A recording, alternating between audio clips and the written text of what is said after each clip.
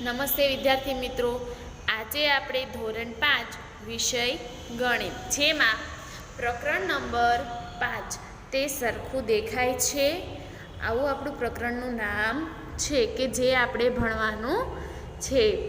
તો હવે પ્રકરણ કયું છે તો કે પ્રકરણ નંબર 5 તે સરખું દેખાય છે, એટલે કે કોઈ પણ વસ્તુઓ આપી હશે કે જે આપણને છે એ સરખી દેખાય, એટલે કે કોઈ અડધી વસ્તુ આપી છે તો એને દર્પણ એટલે કે અરીસા સામે મૂકી અને જોવાનું છે કે એ વસ્તુ અડધી વસ્તુ રાખીએ અને બાકી અડધી વસ્તુ એની સામે રાખીએ તો શું એ પૂરી દેખાય છે, એ બધું આજે આપણે જોવાનું છે।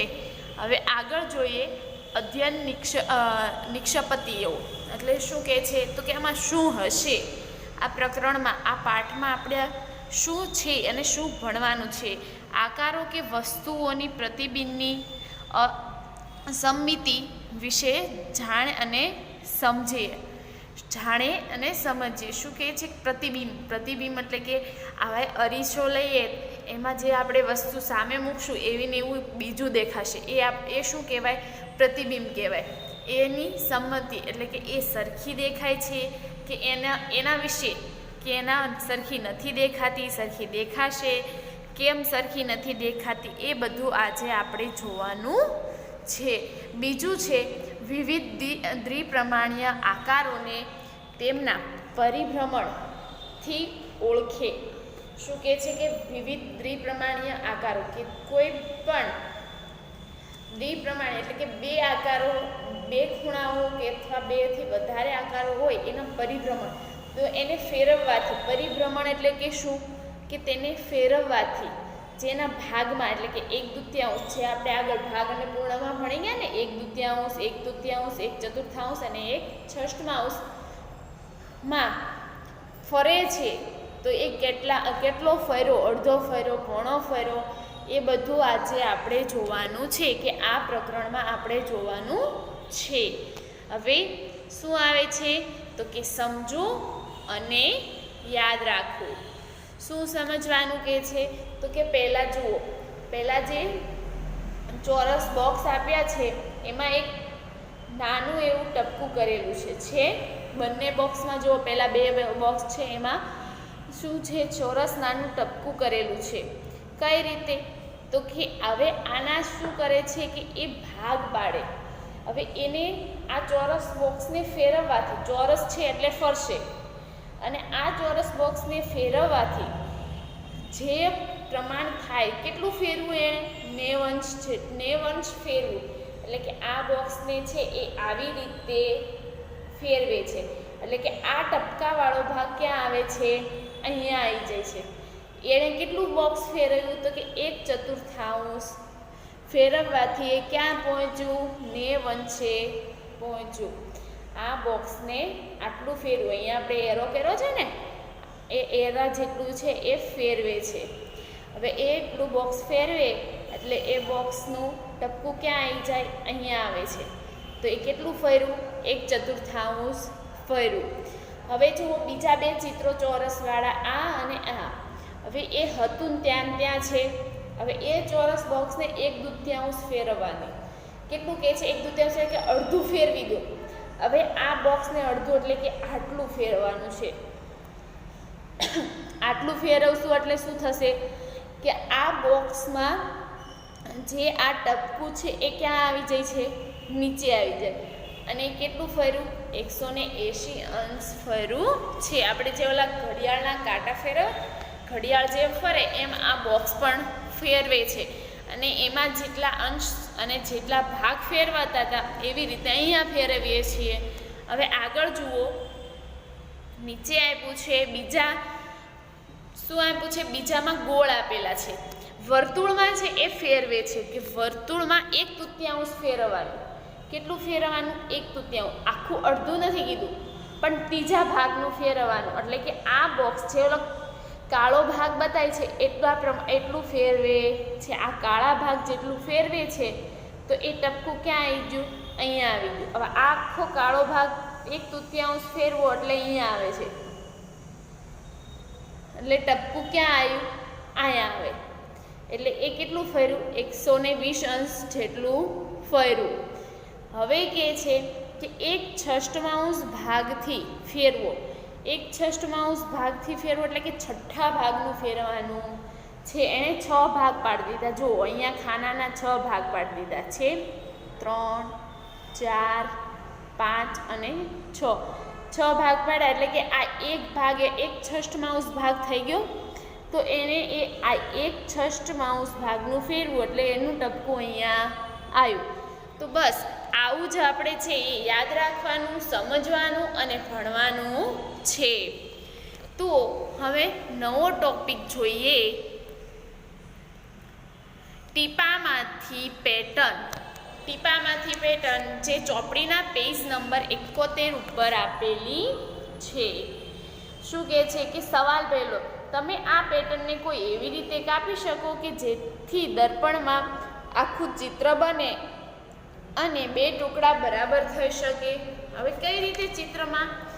શું કહે છે કે ટીપાની પેટર્ન, કોઈ એક વ્યક્તિ છે એ શું કરે છે તો કે કાગળ લે છે પહેલાં તો. હવે એ કાગળમાં એણે છે એ કાગળને પહેલાં વાળી દીધો, અડધો વાળી દીધો એટલે કે અડધો વાળો એટલે કે એ અડધા ઉપર શું થઈ ગયું? એક રેખાનું નિશાન દોરાઈ ગયું.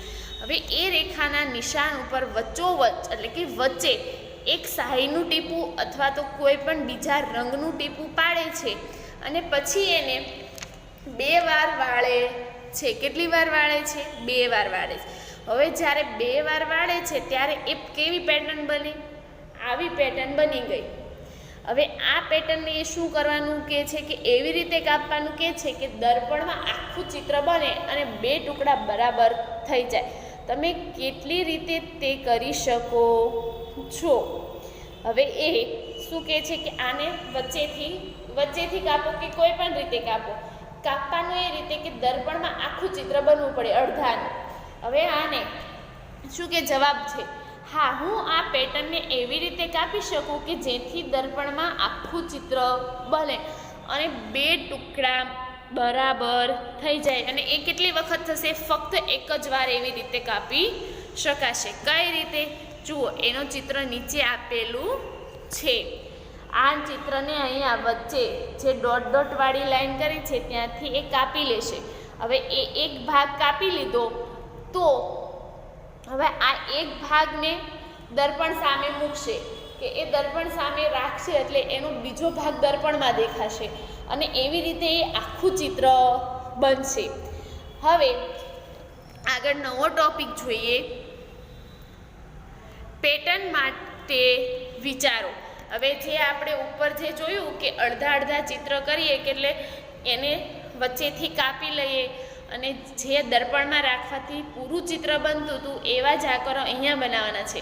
શું કહે છે પ્રશ્નમાં? જુઓ, નીચે આપેલ ચિત્રમાંથી તૂટક રેખાથી 2 ભાગમાં વહેંચાતા આકારોમાંથી આકારો દર્પણ સામે રાખવાથી પૂરું ચિત્ર બનશે. નીચે છે એ તૂટક રેખા દોરેલા ચિત્રો આપેલા છે. હવે એ ચિત્રો છે એ તૂટક રેખાથી જે ચિત્રો આપેલા છે એ આખા દર્પણ સામે રાખશું તો આખા બનશે એ જોવાનું કહે છે. તો ચિત્ર જોઈએ, ચિત્ર નંબર 1. હવે આ ચિત્ર છે એ દર્પણમાં મૂકશું તો આખું ચિત્ર થશે તો કે ના? કેમ? હવે આ અધવચ્ચેથી રાખીએ, બરોબર. હવે એ ચિત્રને અધવચ્ચેથી દર્પણ ઉપર રાખીશું તો શું થશે? તો કે એના જે શેડ છે એમાં શેડ છે એટલે કે કલરના રંગો છે એ કેવા છે? અલગ અલગ છે. હવે આ કલરના રંગો અલગ હોવાથી દર્પણ સામે રાખવાથી એ પૂરું ચિત્ર બનતું નથી એટલે કે એક સમાન ચિત્ર બનતું. જે આમાં આપ્યું છે એવું ચિત્ર દર્પણમાં બનશે નહીં. હવે નંબર 2. હવે આ ચિત્રમાં દર્પણ સામે રાખશું તો પૂરું ચિત્ર બનશે તો કે ના? કેમ? હવે આમાંથી જે કોઈ પણ અડધો ભાગ લઈ લો, આ અડધો ભાગ છે દર્પણ સામે રાખો તો આ છે આ જે નિશાન આપેલું છે એ કેવું? બહાર દેખાશે. પણ આની સામે જે એ નિશાન છે એ ક્યાં છે? અંદર છે. એવી જ રીતે જો આ ભાગ લઈ લો તો આ નિશાન ના બતાય, એટલે આ ચિત્ર બનશે નહીં. એ અને પહેલું ચિત્ર અને બીજું ચિત્ર દર્પણમાં આખું બનશે નહીં. હવે આવે છે ચિત્ર નંબર 3. હવે એ ચિત્ર છે શું કહે છે? એ ચિત્ર બનશે દર્પણમાં આખું? તો કે નહીં બને. કેમ નહીં બને? તો કે ચિત્ર નંબર 3માં ઊભી લીટી મધ્યમાંથી પસાર થતી નથી. આ જે લીટી છે એ ક્યાં છે? એ તો કે સાઈડમાં છે, કે મધ્યમાં એટલે કે વચ્ચેથી પસાર થતી નથી. હવે આવે છે ચિત્ર નંબર 4. જુઓ, ચિત્ર નંબર 4 ક્યાં આપેલું છે? અહીંયા આપેલું છે. આ ચિત્ર છે શું છે? હવે આ ચિત્રને દર્પણમાં રાખવાથી એ પૂરું ચિત્ર બનશે નહીં બને. કેમ? તો કે જેમ પહેલા ચિત્રમાં છેડો અલગ પડતી હતી એમ આ ચિત્રમાં પણ છેડ છે એ અલગ પડે છે. તેથી એ ચિત્ર દર્પણમાં પૂરું દેખાશે નહીં, અથવા તો પૂરું બનશે નહીં. હવે આવે ચિત્ર નંબર 5. અહીંયા ચિત્ર નંબર 5 છે એ દર્પણમાં પૂરું દેખાશે? તો કે હા. ચિત્ર નંબર 5 છે એને અડધો ભાગ છે, બરોબર. આ અડધો ભાગ છે કે જેને દર્પણમાં રાખશું એટલે કે આ અડધો ભાગ થશે અને બંને આખું ચિત્ર બનશે. હવે ચિત્ર નંબર 6. તો કે ચિત્ર નંબર 6માં પણ જો તૂટક રેખા દેખાય છે, અહીંયા છે. હવે એ તૂટક રેખાથી અડધું ચિત્ર કરીએ એટલે ચિત્ર બનશે. કઈ રીતે બનશે? આ પણ સમાન. આની જે છેડો આપેલી છે એ પણ કેવી છે? સમાન છે અને સમાન જગ્યાએ છે. એટલે એ ચિત્ર છે એ બનશે કે બનતું દેખાશે. ચિત્ર નંબર 7. ચિત્ર નંબર 7માં છે શું આપેલું છે? તો કે આ ચિત્ર અડધું છે એ પૂરું દેખાશે? તો કે હા, દેખાશે.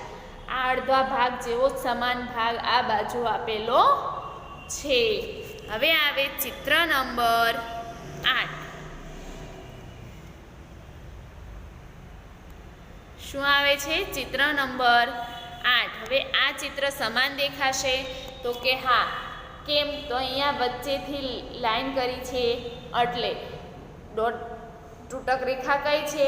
આ છે. અને જે આ અડધો ભાગ દર્પણમાં રાખશું એટલે આ અડધો ભાગ મળશે. જો કદાચ અહીંયા વચ્ચેથી કરી હોત તો ના મળે. કેમ? તો કે એનો છેલ્લો ભાગ છે એ કેવો છે? બ્લેક રંગનો છે અને આ વ્હાઈટ છે એટલે ના મળે. પણ અહીંયા વચ્ચેથી કરેલી છે એટલે કે એ બનશે. ચિત્ર નંબર 9 નહીં બને. કેમ? તો કે ઉપરનો ભાગ ને નીચેનો ભાગ બંને કેવા છે? અલગ અલગ છે. એટલે આ ચિત્ર નહીં બને. 8 નંબરનું બનશે. હવે 10 નંબરનું ચિત્ર બનશે? તો કે ના, નહીં બને. કેમ? તો કે ઉપર નીચેના ભાગો કેવા છે? અલગ અલગ છે એટલે એ બનશે નહીં. હવે 12 નંબરનું ચિત્ર બનશે? નહીં બને. કેમ નહીં બને? તો કે એ ચિત્રમાં ઉપરનો ભાગ અને નીચેનો ભાગ અલગ અલગ હોવાથી એ ચિત્ર નહીં બને. હવે આવે છે 13 નંબરનું ચિત્ર. તો 13 નંબરનું ચિત્ર બનશે? તો કે હા, બનશે. કેમ? તો એને વચ્ચેથી જે ઉપરનો અને નીચેનો ભાગ બે સમાન છે કે આ ચિત્ર બનશે. 14 નંબરનું ચિત્ર નહીં બને. કેમ? એની તૂટક રેખા છે એ મધ્યમાંથી પસાર થતી નથી. હવે 15 નંબરનું ચિત્ર બનશે? તો કે હા, બનશે. કે જે એની મધ્ય રેખા છે એટલે તૂટક રેખા એ મધ્યમાંથી પસાર થાય છે એટલે આ ચિત્ર બનશે. હવે જુઓ, આનો ચોખ્ખો જવાબ જોઈએ તો કઈ રીતે લખી શકીએ? તો આપેલ ચિત્રમાંથી ચિત્ર નંબર 5, 6, 7, 8, 13 અને 15 આ આકારોના તૂટક રેખાથી દર્શાવેલો ભાગ દર્પણ સામે રાખવાથી પૂર્ણ એક સમાન ચિત્ર બનશે. હવે જે ચિત્ર નથી બનતા એ શા માટે નથી બનતા? જે મેં કહ્યું એ જ અહીંયા જવાબમાં પણ લખેલું છે કે ચિત્ર નંબર 1 અને 4ના છેડ હોવાથી દર્પણ સામે રાખવાથી પૂર્ણ ચિત્ર બનતું નથી. ચિત્ર નંબર 3માં ઊભી રેખા એટલે કે ઊભી લીટી મધ્યમાંથી પસાર થતી નથી, તેથી તેમાં પણ દર્પણ સામે રાખવાથી પૂર્ણ એક સમાન ચિત્ર બનતું નથી. હવે આવે છે દર્પણની રમત. શું આવે છે? તો કે દર્પણની રમત. સફેદ પટ્ટીમાં દર્શાવેલી આકૃતિ જુઓ. તમે કઈ તૂટક રેખા પર દર્પણ રાખશો કે જેથી આ બીમાં દર્શાવેલ આકાર દેખાશે? એ પણ જાણો કે દર્પણ તૂટક રેખા પર રાખશો તો ચિત્રમાં કયો ભાગ દર્પણ નીચે ઢકાશે? શું કહે છે કે નીચે જે બે ચિત્રો આપેલા છે, હવે આ બંને ચિત્રોમાંથી કઈ તૂટક રેખાને દર્પણ સામે રાખશો તો એ દર્પણ સામેનો બીજો ભાગ દેખાશે અને કયો ભાગ ઢંકાશે? તો કે હવે આ ચિત્ર બનાવવા માટે કઈ તૂટક, આ બે તૂટક રેખામાંથી કઈ તૂટક રેખા લેવી પડશે? તો કે આ ઊભી તૂટક રેખાને દર્પણ સામે રાખવાથી સામેનું ચિત્ર દર્પણમાં મળશે. તો અને કઈ રીતે? તો કે દર્પણને ઊભી તૂટક રેખા પર રાખવાથી દર્શાવેલ આકાર દેખાશે અને જમણી તરફનો ભાગ દર્પણ નીચે ઢકાશે. કયો જમણી તરફનો ભાગ? તો કે આ ભાગ છે, એટલે કે આ પૂરેપૂરો ભાગ એ દર્પણમાં ઢકાઈ જશે અને એના ડાબા ભાગ જેવો જ દર્પણમાં આ ભાગ મળશે. હવે આવે છે પ્રશ્ન નંબર 2. નીચે આપેલ ચિત્રોમાં સફેદ પટ્ટી પર એક એવી રેખા દોરો કે જેનાથી બીજું ચિત્ર જેના પર દર્પણ રાખતા તેની પછીનું ચિત્ર બને. અહીંયા આપણને બે ચિત્રો આપેલા છે કે હવે આ ચિત્રોમાં છે એ કયો એવી રીતે ચિત્ર દોરવાનું કે જે આવું ચિત્ર બની જતું હોય દર્પણમાં. તો કઈ તૂટક રેખા ક્યાં મૂકશું? તૂટક રેખા તો કે ચિત્ર બનશે તો કે અહીંયા દર્પણનો કયો ભાગ ઢકાશે? જમણી બાજુનો, જે આ ભાગ દેખાશે.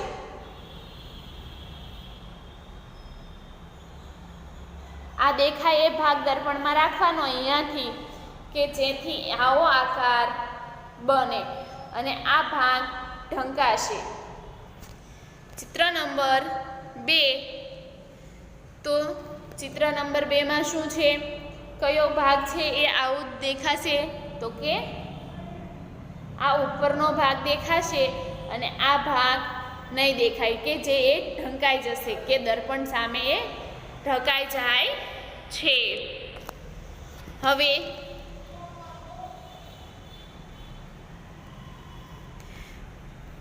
ચિત્ર